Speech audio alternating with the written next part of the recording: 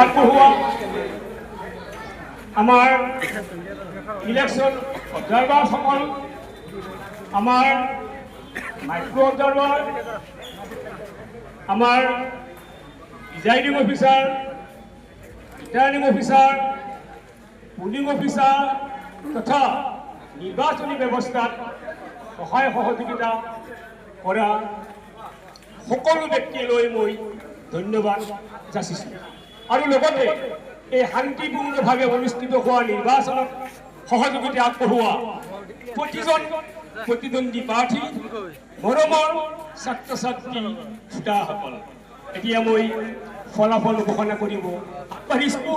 এই ফলাফল ঘোষণা কৰাৰ পিছত শান্তিপূৰ্ণভাৱে আমি নিশ্চয় ঘৰা-ঘৰি হ'ম বুলি আশা ৰাখিম। এতিয়া সৰ্বপ্ৰথমতে মই সভাপতি প্ৰাৰ্থীৰ ফলাফল ঘোষণা কৰিব লৈছোঁ।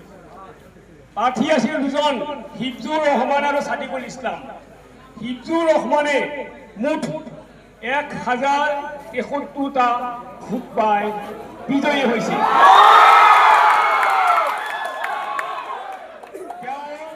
নিকটতম প্ৰতিদ্বন্দ্বী ছাদিকুল ইছলামে মুঠ 498টা।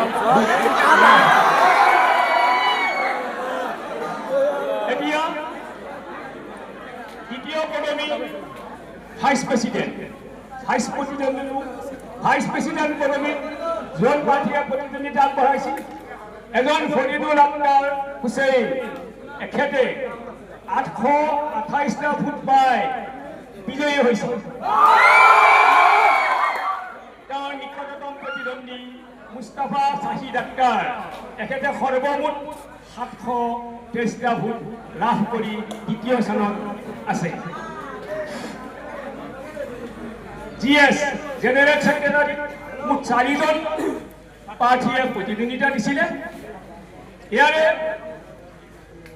আশ্ৰফ আলী, এখেতে 291টা ভোট লাভ কৰি চতুৰ্থ স্থান দখল কৰিছে। জুলফিকাৰ আলী, এখেতে 425টা ভোট লাভ কৰি দ্বিতীয় স্থানত আছে। সুলতানুল ইছলাম, এওঁ 423টা ভোট পাই তৃতীয় স্থানত আছে। সুহাইল আহমেদ, এওঁ 431টা ভোট লাভ পায়